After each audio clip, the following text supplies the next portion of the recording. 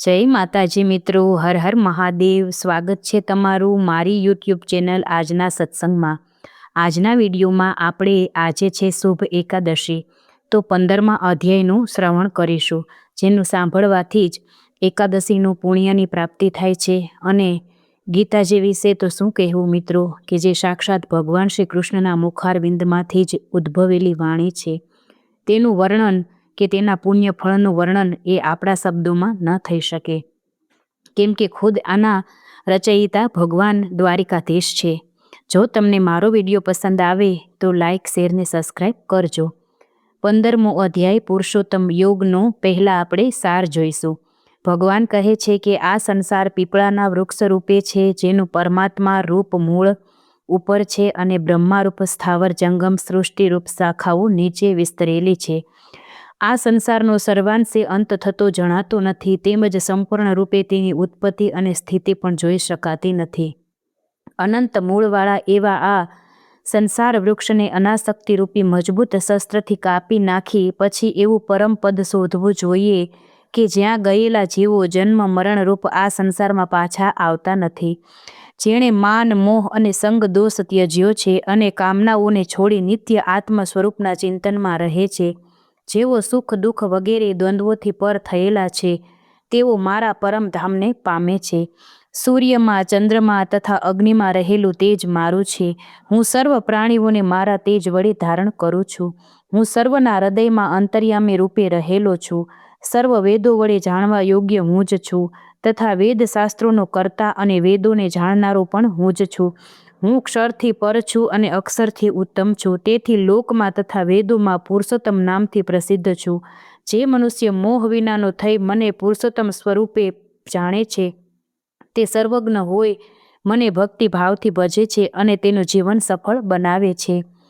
હવે આપણે 15મો અધ્યાય વિસ્તારથી સાંભળીશું।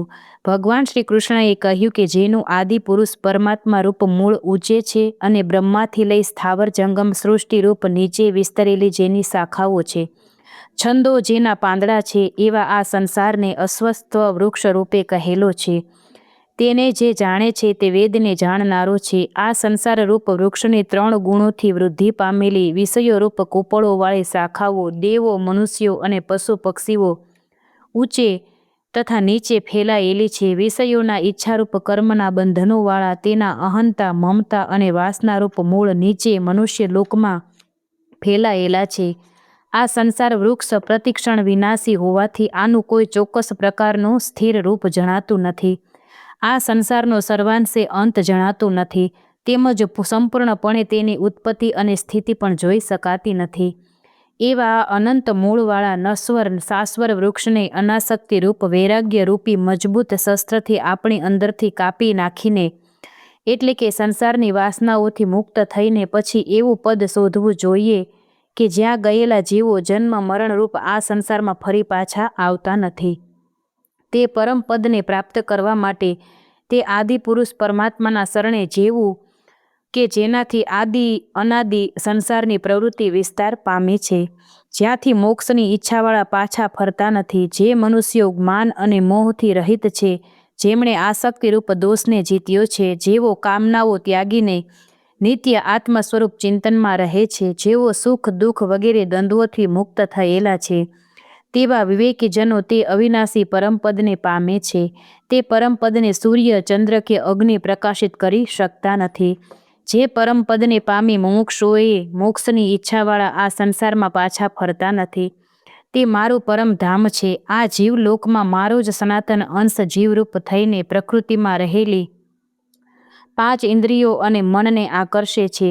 એ જીવ જ્યારે એક શરીર છોડીને બીજા શરીરમાં જાય છે, ત્યારે વાયુ જેમ આજુબાજુના પદાર્થોની ગંધ લઈને આગળ જાય છે, તેમ છોડેલા શરીરની વાસનાઓ અને મન તથા ઇન્દ્રિયોને લઈને બીજા જ શરીરમાં જાય છે અને ત્યાં કાન, આંખ, સ્પર્શેન્દ્રિય, જીભ, નાક તથા મનને ધારણ કરી આ જીવાત્મા વિષયોને ભોગવે છે। આ 3 ગુણોની સાથે જોડાયેલો આ જીવાત્મા શરીરને તેમજ વિષયોને કર્મ અનુસાર છોડે છે અને ભોગવે છે। તેની આ ક્રિયાઓને મૂઢ બુદ્ધિવાળા જનો જોઈ શકતા નથી, પણ જ્ઞાન દ્રષ્ટિવાળા વિવેકીઓ જોઈ શકે છે। વળી યત્ન કરનાર યોગીઓ પણ શરીરમાં રહેલા આ ઈશ્વરી અંશને જોઈ શકે છે, પરંતુ અશુદ્ધ અંતઃકરણવાળા અજ્ઞાનીઓ યત્ન કરવા છતાં પણ એને જોઈ શકતા નથી. હું સર્વમાં રહેલો સર્વવ્યાપક છું.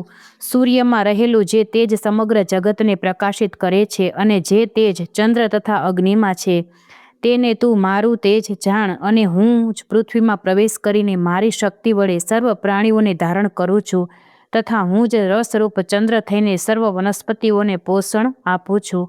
હું જ જઠરાગ્નિ થઈ પ્રાણીઓના શરીરમાં રહીને પ્રાણ તથા અપાન વાયુથી યુક્ત થઈ 4 પ્રકારનું અન્ન ચાવવાવાળા, પીવાવાળા, ચાટવાવાળા અને ચૂસવાવાળાને પચાવું છું. હું સર્વના હૃદયમાં અંતર્યામી રૂપે રહેલો છું અને મારે લીધે જ સ્મૃતિ, જ્ઞાન અને તેનો અભાવ થાય છે. સર્વ વેદો વડે જાણવા યોગ્ય હું જ છું તથા વેદાંત શાસ્ત્રોનો કર્તા અને વેદોને જાણનારો પણ હું જ છું. આ લોકમાં ક્ષર નાશવંત અને અક્ષર અવિનાશી એવા 2 પુરુષો છે.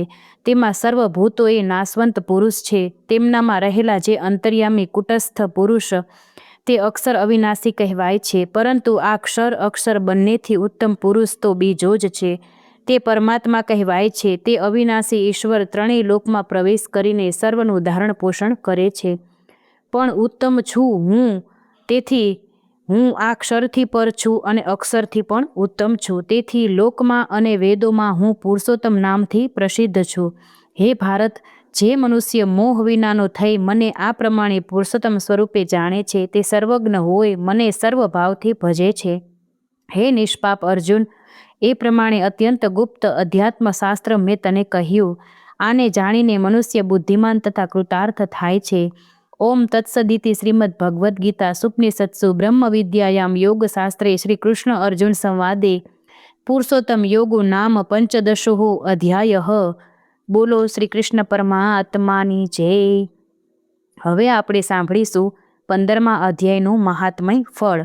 ભગવાન શંકરે પાર્વતીજીને અને ભગવાન વિષ્ણુએ લક્ષ્મીજીને ગીતાના 15મા અધ્યાયના મહાત્મયની કથા સંભળાવતા કહ્યું કે હે દેવી, આત્માનો ઉદ્ધાર કરી સદગતિ અપાવનાર 15મા અધ્યાયના મહાત્મય ફળને એક ચિત્તે તમે સાંભળો.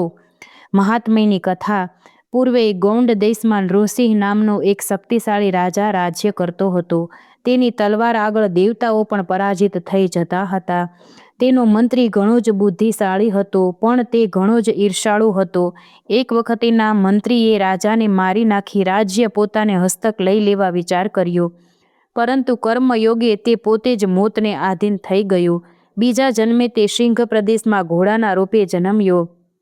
આ જ ઘોડાને નૃસિંહ રાજાએ એક સોદાગર પાસેથી ખરીદી કરી. એક દિવસ રાજા આ ઘોડા ઉપર બેસી જંગલમાં શિકારે નીકળ્યો. શિકારની શોધમાં ફરતા રાજાને જંગલમાં તરસ લાગી. તે પાણીની શોધમાં ફરતો હતો. ત્યાં એક પર્વત નજીક એક ઋષિનો આશ્રમ તેણે જોયો. તેની નજરે પડતા તે આશ્રમમાં ગયો અને ઋષિએ તેને આવકાર આપ્યો. તેણે ઋષિને પ્રણામ કર્યા. ઋષિએ રાજાને આશીર્વાદ આપ્યા અને ઋષિને લાગ્યું કે આ કોઈ રાજવી લાગે છે અને વખાનો માર્યો તથા આ તરફ આવી ચડ્યો છે. તરસથી વ્યાકુળ રાજાને તેમણે પાણી પાયું અને રાજાને ભોજન માટે પૂછ્યું. રાજાને ભૂખ લાગી હતી, તેથી તેણે હા પાડી. સાધુએ રાજાને ભોજન કરાવ્યું અને પછી આરામ કરવા કહ્યું. રાજા આરામ કરવા વિચારતો હતો ત્યાં તેની નજર આશ્રમના દ્વાર પર લખેલા ગીતાના 15મા અધ્યાયના એક શ્લોક પર પડી. તેણે તે વાંચ્યો. રાજાએ 2-4 વાર વાંચતા તે શ્લોક તેને મોઢે થઈ ગયો. થોડી વાર આરામ કરી તેણે પરત જવાનું વિચાર્યું અને તે બહાર આવી પોતાના ઘોડા પાસે ગયો. ઘોડા પાસે જઈને તે આ શ્લોક બોલ્યો અને તેના આશ્ચર્ય વચ્ચે ઘોડું મૃત્યુ પામ્યું અને સ્વર્ગલોકમાં ગયો. રાજાએ આ જોઈ ઘણો જ અચંબો થયો અને આમ બનવાનું કારણ ઋષિને પૂછ્યું. ઋષિએ કહ્યું કે હે રાજન, આ ઘોડો ગયા જન્મમાં તમારો મંત્રી હતો. તમને મારી નાખી રાજ્ય લઈ લેવા ઈચ્છતો હતો, પણ કમનસીબે તે મરણ પામતા તે ઘોડા રૂપે અવતાર પામ્યો. તમારા મોઢેથી તેણે ગીતાના 15મા અધ્યાયના શ્લોકનો સાંભળ્યો અને તેના પુણ્યથી તે ઘોડાની યોનિમાંથી મુક્ત થઈને વૈકુંઠ લોકમાં ગયો. આ સાંભળી રાજાને આશ્ચર્ય થયું અને તે દિવસથી રાજા રોજ ગીતાના 15મા અધ્યાયના પાઠ કરવા લાગ્યો. તે પાઠના પ્રભાવે મરણ પછી તે વૈકુંઠ લોકમાં ગયો. શ્રીમદ ભગવદ્ ગીતાના 15મા અધ્યાયનું મહાત્મય અહીં સંપૂર્ણ થાય છે. બોલો શ્રી કૃષ્ણ ભગવાન કી જય, દ્વારિકાધીશ કી જય. ઓમ નમઃ પાર્વતી પતિ હર હર મહાદેવ હર. જય માતાજી.